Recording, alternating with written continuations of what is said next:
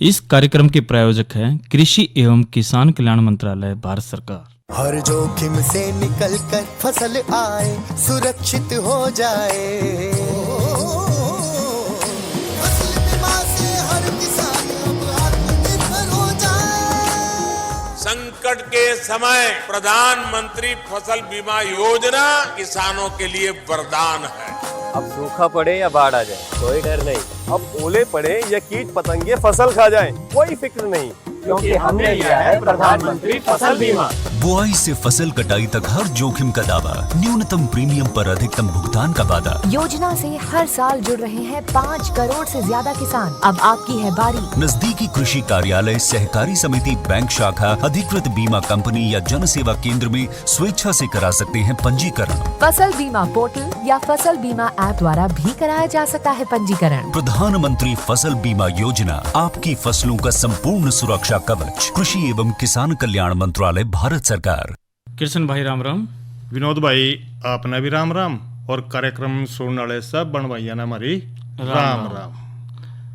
तो विनोद भाई, हाँ कृष्ण भाई, कैसा है आजकल भाई? देखिए खेती बाड़ी का के गुजारा चल रहा है तेरा? गुजारा तो सही चल रहा, लेकिन यो राम जी कति टाट गंजी कर दी। ओहो, गर्मी नस्ता रखा भी। गर्मी देखो, गर्मी तो है, लेकिन नो क्या करे कृष्ण भाई की मौसम कोई भी हो उसमें तो देखो हमने उसके अनुकूल तो रहने पड़ेगा। बिल्कुल भाई, जाडे भी चाहिए, गर्मी भी चाहिए, बिल्कुल चाहिए, बरसात भी चाहिए। हाँ, और ये बरसात की तो बात करें, मन लगा हफ्ते 10 दिन तक बरसता नहीं राम जी। एक बात तो बता विनोद भाई, वो था राड़ू के पेड़ पर तो वाड़ू नहीं कुकर डरे थे आजकल।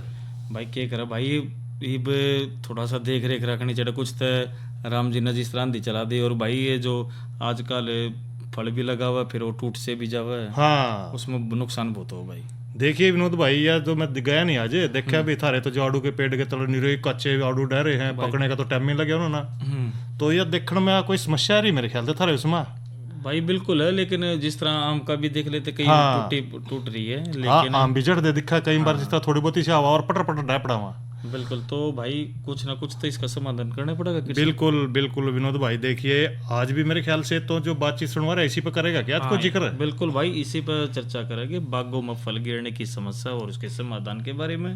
और एक दूसरी भी चर्चा आपका लेकर आ रही हो, उसमें पता था आपने? हाँ, उत्कृष्टता केंद्र की जानकारी। भाई अच्छा, वो भी बतावेगा भाई, ये भी बहुत जरूरी है, क्योंकि समय समय पर जो बदलाव आजकल हो रहे हैं वो बहुत जरूरी है।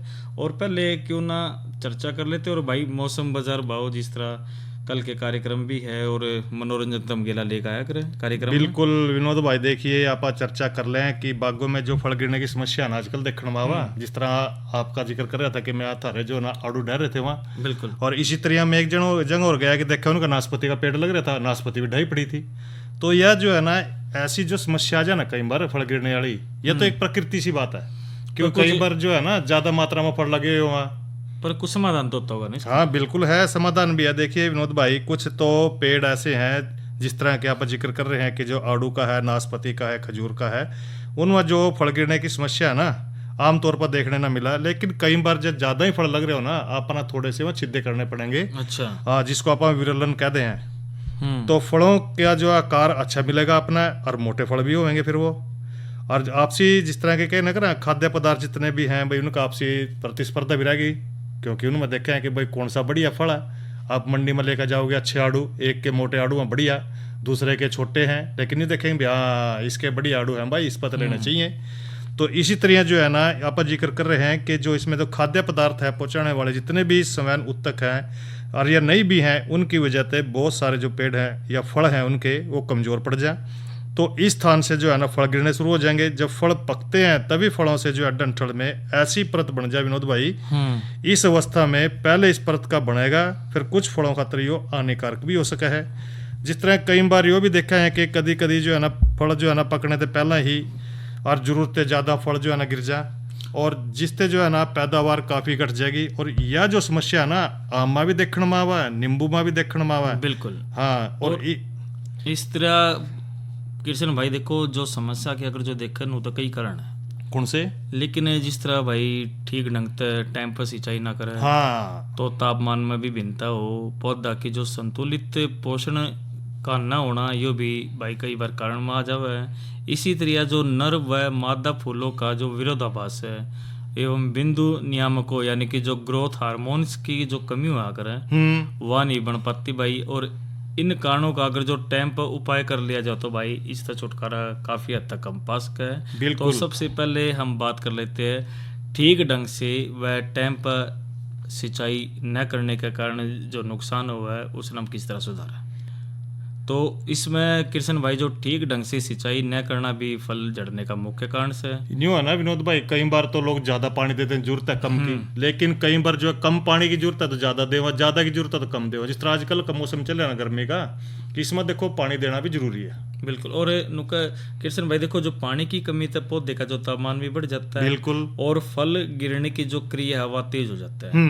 अगर जो हम वातावरण में नमी अधिक होता है भी फल अधिक गिरते हैं, क्योंकि जो वाष्पीकरण कम होने से जड़ों से जो हार्मोन्स है वो पानी के साथ फूलों तक आते हैं। बिल्कुल। और उनकी कमी हो जाती है और पानी की कमी को बार बार सिंचाई करके हम दूर कर सके हैं। और फूल जो आने से पहले वह फल बनने के बाद सिंचाई हमने जरूर करनी चाहिए।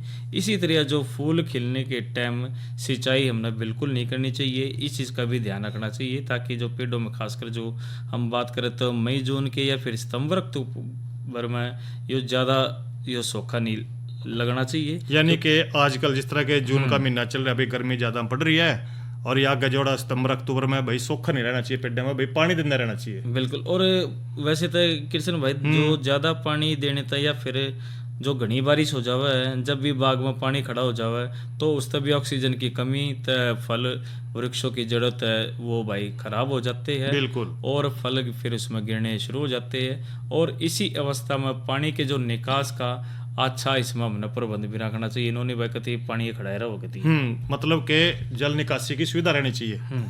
और इसी तरह विनोद भाई जो तापमान में भिन्नता है, कई बार देखा है कि ज्यादा गर्मी पड़ जा, ज्यादा सर्दी पड़ जा, तो करके भी भाई जो है ना फल जड़ सका है। इसलिए पौधे में भाई टाइम टाइम पे जो है ना सिंचाई जरूर कर दे रहे हैं। जरूरत पड़ने पे दिन और रात के तापमान में भाई अधिक अंतर से भी फल जल्दी गिरने शुरू हो जाएंगे। बिल्कुल। और लू लग चल रही है जिस तरह आजकल चल रही है, या फिर बिल्कुल ही ठंडी हवा, इससे बचाने खातिर भाई बाग के चारों कानी जो बड़े पेड़ है ना, जिस तरह के जामुन के पेड़ हैं, आम है, सफेदा है, करौंदा, शहतूत है, इस तरह के जो पेड़ है अच्छे पाए गए हैं, उनको भाई जो बाग लगा रखे हैं उसके चारों कानी लगा देने चाहिए, ताकि जो गर्मा हवा या ठंडी हवा उसको वो रोक सके। और इसी तरह पौधों का संतुलित पोषण न होना भाई। तो देखिए विनोद भाई जो खाद है या फिर दूसरे तत्व है, इनकी एक तो अधिकता या कम होने से भी भाई फल गिर जाए। आप जिक्र भी कर रहे हैं, अगर उसमें ज़्यादा खाद पानी गिरेंगे तो भाई उस करके भी जो है ना फल गिरने शुरू हो जाएंगे, क्योंकि खाद्य पदार्थों का अनुपात भाई असंतुलित हो जाएगा। उदाहरण खातिर देख लो कि जो अंगूर की है ना थॉमसन सीडलेस किस्म, इसमें नाइट्रोजन वाली जो खाद है उसमें ज़्यादा होने से फल गिरने की समस्या बढ़ जाए।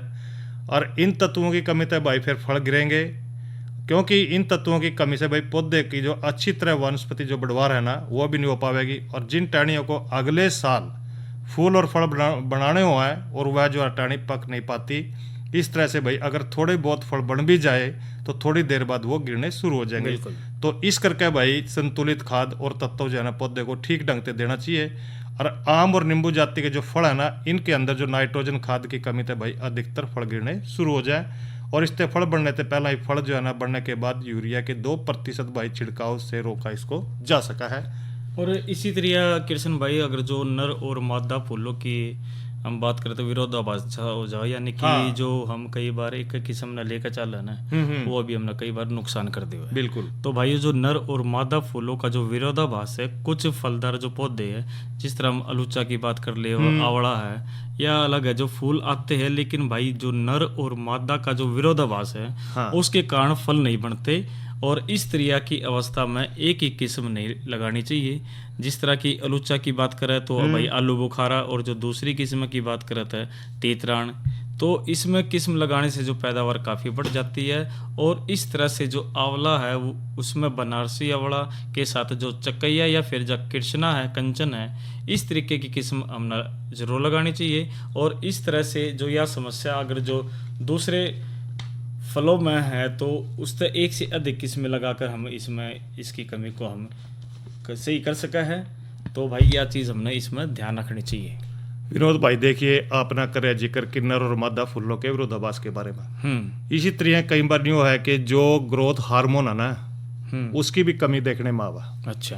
क्योंकि जो कुछ विरोधी जो है ना, इस तरह की बातें हैं कि फूल और फल कई बार गिरने शुरू हो जाए। जो नींबू जाति के फलों में जो तुड़ाई थे पहला फलों का गिरना है ना, उसको रोकने खातर भाई आपने क्या करना है कि पेड़ के ऊपर 10 ppm 2,4-D 0.5% भाई जिंक सल्फेट और 20 ppm आरियोफिंजिन का पहला छिड़काव भाई जून जुलाई में और दूसरा सितंबर के दूसरे सप्ताह में करना जरूर चाहिए। और इसके लिए भाई 6 ग्राम 2,4-D 3 किलोग्राम जिंक सल्फेट 12 ग्राम आरियोफिंजिन और 1.5 किलोग्राम चूना, इसको लेकर 550 लीटर पानी में घोल बनाकर प्रति एकड़ भाई अपना छिड़काव करना है। जब नींबू वर्गीय पौधों में कपास या फिर सूरजमुखी खड़ी हो तो भाई 2,4-D का छिड़काव न करें। और इस परिस्थिति में भाई 20 ppm या 20 मिलीग्राम प्रति लीटर पानी NAA दवाई का भाई अपना प्रयोग करना है। और इसी तरह कृष्ण भाई जो प्रगतिशील किसान बहन भाई हैं जिन्होंने अभी आम लगा रखे, आम के पेड़ लगा रखे, बिल्कुल, तो भाई उसमें देखो हमें ना ध्यान रखना चाहिए कि जो आम के फलों को गिरने से बचाने के लिए हमने यूरिया के 2% घोलना है पेड़ पर भाई। जिस तरह अभी पीछे हमने लगाए थे अप्रैल मई के महीने में, जो छिड़काव करना चाहिए।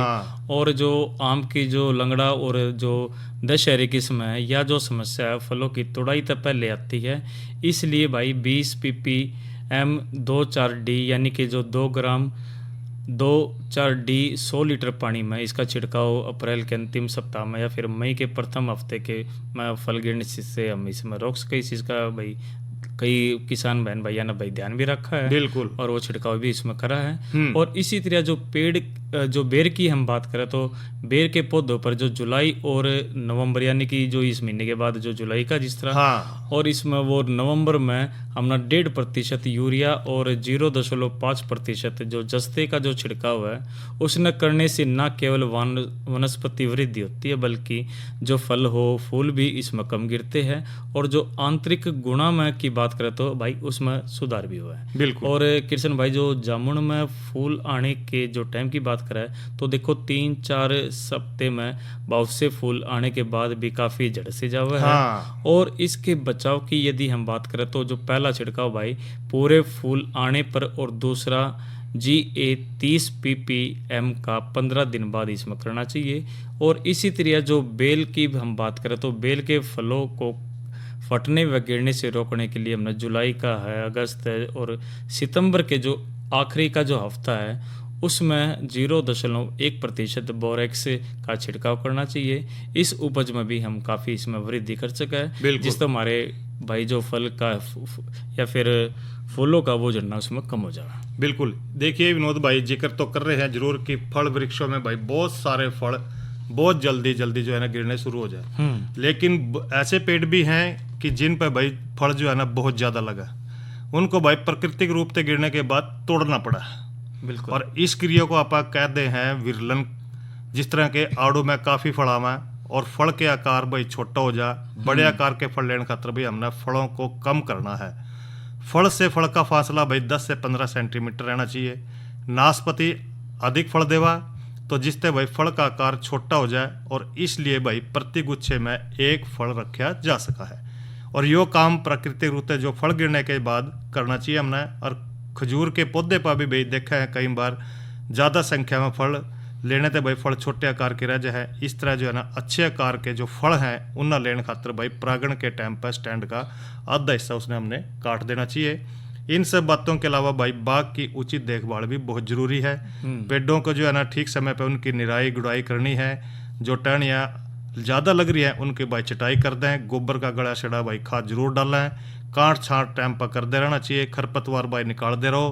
कीड़े और बीमारियों का नियंत्रण भाई फल जो है ना वृक्षों से फल गिरने की समस्या को रोकने के लिए बड़ा जरूरी है। और इसी तरह कृष्ण भाई देखो हर जिले में कस्बे में जिस तरह बागवानी अधिकारी है उन केंद्रों पर जाकर निःशुल्क जानकारी ले सके है। बिल्कुल। और आजकल तो भाई नेट का भी बहुत ज़्यादा विस्तार है, भाई फ़ोन में भी वो सारी चीज़ देख लेते हैं। बिल्कुल। तो कुल मिलाकर ये है कि अगर जिस तरह हम बात कर रहे हैं इसमें कि भाई बागों में फल गिरने की जो समस्या जो आज हमने समाधान की बात करें, उम्मीद करें कि भाई आगे इस समस्या से हम इसमें बच जाएंगे। तो अब एक बारी रागनी सुन लेते हैं, फिर आगे की बिल्कुल चर्चा। कराओ भाइयों का मनोरंजन।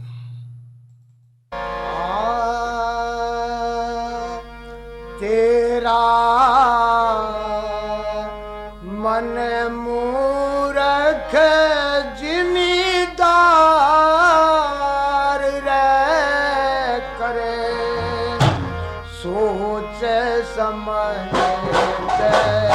खेती तेरा मन मूरख जिमीदार रे करे, सोच समझ खेती।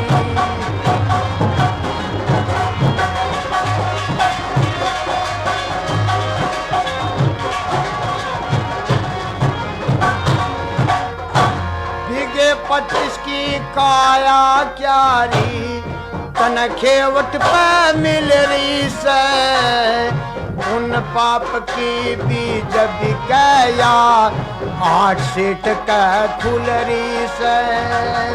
तेरी क्यारी न लिए नुलाया, ज्ञान की गंगा चल रही से, जिसने बो दिया बीज परख के, उसकी खेती फलरी से।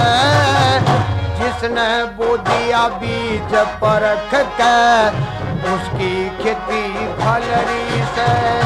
ओ तेरे गले घलरी लानदार रहता है, आलस बो दिए खेती तेरा मन मूरख।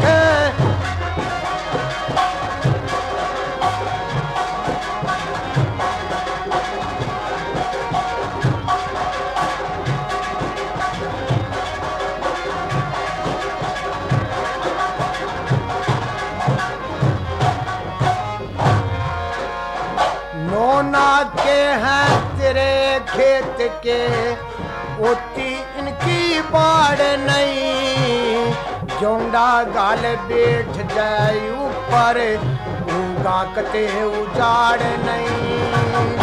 गौमुखी का कर ले गोपिया, मन की नीत बिगाड़ नहीं, बिना खसम के खेती कर ले, ईसा कोई गराड़ नहीं।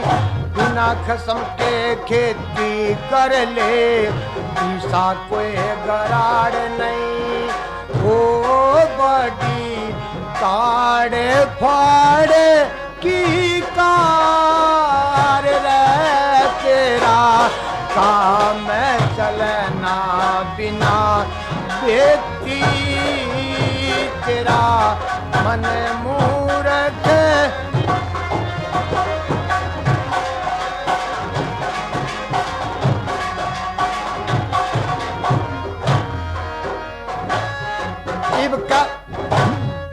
इब का रखिए बात याद तू, पर क्या आ गया धोखे में, आम की सफल देख गो दिया, कड़वा आग बड़ोखे में। ईश्वर न तेरी करी सहाई, राख्या डूबे सोके में, अपनी बोई आप काटेब के हो मथा ठोके में।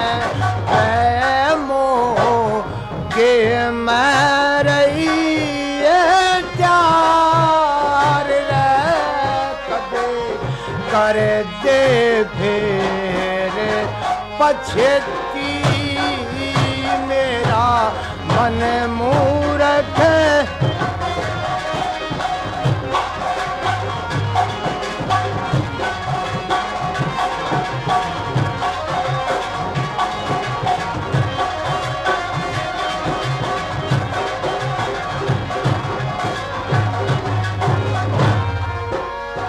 तेरे खेत का बेदतन, तेरे खेत का बेद जतन किसे कारीगर ते पाटेगा अपनी गलती आप समझ के काम क्रोध न डांटेगा निर्गत तृष्णा लिए मार बे भटके खेती काटेगा साधु राम सुधर है मनोरथ पीठ बधाई बांटेगा ओ ना नाटेगा साहूकार रे दिए कर्ज पाए सेती तेरा मन मूरख जिम्मेदार करे सोच समझ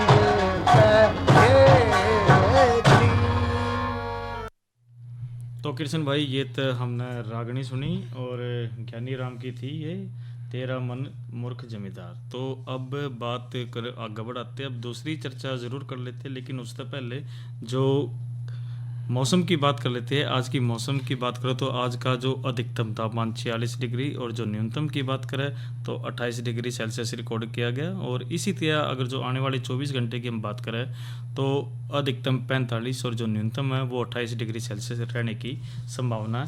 और कृष्ण भाई कल कार्यक्रम में कुछ लेकर भी आ रहे हो क्या, वो भी उसकी भी जानकारी दे बिल्कुल बिल्कुल। देखिए विनोद भाई, कल जो है ना हम चर्चा करेंगे दुधारू पशुओं में प्रसूति बुखार के कारण लक्षण और उपचार पर, और एक चर्चा और करेंगे हम बागवानी मिशन पर। बिल्कुल। और अब दूसरी जो चर्चा है आज कार्यक्रम किसानवाणी में वह के लिए कार्य है। देखिए विनोद भाई, चर्चा है बहुत अहमियत रखा है कि उत्कृष्टता जो केंद्र है ना उसकी जानकारी जो हमारे किसान बहन भाई हैं उनको होना बड़ा जरूरी है। अच्छा। देखिए सरकार भी चाह है कि किसानों की आय दुगनी हो, लेकिन जो हमारी सरकार है उसका उद्देश्य क्या है कि जो भी काम कर रहे हैं किसान भाई, जितना भी काम कर रहे हैं खेतों में, लेकिन इसके साथ साथ अगर वो सहायक धंधा भी अपना ले तो भी भाई देखो उसकी आय जो है ना बढ़ जाएगी। इसी तरह सरकार भी इस दिशा में कदम बढ़ा रही है कि जो हरियाणा सरकार है उसकी ओर तय भी भाई राज्य में जो किसान है उनको लाभ पहुंचाने खातर भाई हर गांव में जो कृषि उत्कृष्टता केंद्र है ना खोलने का फैसला ले रही है कि भाई हर गांव में सभी के सभी भाई जो कृषि उत्कृष्टता केंद्र हैं वो खोले जाएं। और खोलने का जो उनकी मंशा है सरकार की, उसका उद्देश्य है कि भाई जो किसान है ना उनकी खेती में नई तकनीक आए, उनके बारे में जानकारी मिले, और ताकि फसल उत्पादन के साथ साथ भाई किसानों की आय में भी बढ़ोतरी हो सके। विनोद भाई देखिए एक बात हो रहा है इसी में कि जो किसान है ना उसको ये अभी देखिए जो पानी की समस्या है दिन प्रतिदिन भाई बढ़ती जाने लग रही है कि अब देखिए सरकार भी चाह रही है कि भाई जो पहला किसान भाई क्या कर थे कि 60 जीरी लाए कर थे, आजकल जो है ना भाई चाह रहे हैं कि भाई पानी को देखते हुए भाई 60 जीरी सरकार ने लानी बंद करवा रखी। तो इस करके भाई जो किसान भाई हैं उन्होंने भी ध्यान रखना चाहिए कि भाई ऐसी फसल उगाओ ताकि भाई पानी भी कम लग गए और आमदनी भी अच्छी हो जाए। और कृष्ण भाई देखो जो अब पानी की जो आप बात कर रहे हैं और सभी जगह हम कह भी रहे हैं कि भाई 15 तारीख के बाद अपनी धान की पौधी भी लगाओ। हाँ, क्योंकि पानी बहुत नीचे तक जा लिया। और जो उत्कृष्टता की आपने जो बात करी है, उत्कृष्ट यानी कि अपने काम में निपुणता, कोई भी फसल हो उसके अंदर भाई उत्कृष्ट है यानी कि बेहतर प्रदर्शन है, उसको हम ना आगे बढ़ा रहे हैं। तो देखिए विनोद भाई जो किसान है ना उसको चाहिए कि भाई ऐसी फसलें तैयार करे, अच्छा भाव मिले मंडी में ले जाकर, और पानी की कम लागत हो तो उनको जो है ना प्रोत्साहित कर रही है। और कुछ ऐसे भी क्षेत्र हैं विनोद भाई देखिए जिसमें भूमि का जो जल है ना उसकी कमी को पूरा करने खातिर भाई बागवानी है कि और कम पानी की खपत वाली जो फसल है उसको अपनाने का भी आग्रह किया जा रहा है कि भाई देखो आपको आमदनी चाहिए, क्योंकि कुछ तो जो है ना किसान भाई देखा है कि लगातार गेहूं और जो है ना धान के ऊपर ज़्यादा जोर रखा है। भाई देखो इसमें जो जैसे धान की फसल है इसमें पानी की ज़्यादा मात्रा लगा है, तो इस करके भाई ऐसी फसलें आपने उगानी है पानी के कम खर्च वाली। इसके लिए किसानों को सरकार से भाई इनपुट अनुदान भी दिया जा रहा है। कृषि के अलावा भाई हरियाणा में जिस तरह के देखा है कि मछली पालन को भी बढ़ावा दिया जा रहा है। इसके लिए भी जो मछली पालन से भाई इस्तेमाल करने वाली जो नई तकनीक है उसको अपनाने खातिर भी सभी देशों का स्वागत कर रहे हैं कि भाई आओ नई नई तकनीक जो है ना इस क्षेत्र में दी जाए, बढ़ाई जाए। बिल्कुल। और बागवानी में भी जिस तरह देखा है कि जो विविधीकरण है ना उसको प्रेरित करना और किसानों की आय में वृद्धि करने खातिर भाई सरकार ने जो है ना कई स्कीमें चला रखी हैं, योजनाएं हैं, जैसे मेरा पानी मेरी विरासत की योजना है, भावांतर भरपाई योजना है, मुख्यमंत्री बागवानी बीमा योजना है, जैसे कई नए कार्यक्रम पैकेज और योजनाएं शुरू कर रखी हैं भाई। फसल अवशेष प्रबंधन है, हर खेत स्वस्थ खेत आदि कार्यक्रम भाई संचालित करे जाने लग रहे हैं। तो आजकल राज्य के देखे हैं किसानों का जो रुझान है ना परंपरागत खेती की जगह बागवानी की ओर बढ़ रहा है। क्यों जो है ना देखें ये नकदी फसल है, जैसे आजकल जो फल हैं मंडी में ले जाकर जाएंगे तो भाई देखो जाते बिक जाएंगे, वो तो नकदी फसल है।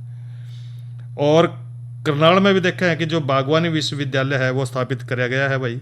इस विश्वविद्यालय की ओर से भी कई नए शोध करे जा रहे हैं, विकसित की जा रही है तकनीक, जिसका लाभ भाई किसानों को सीधा मिले, ताकि भाई उनके जो आमदनी है अच्छी हो, किसानों को भाई अच्छा भाव मिले।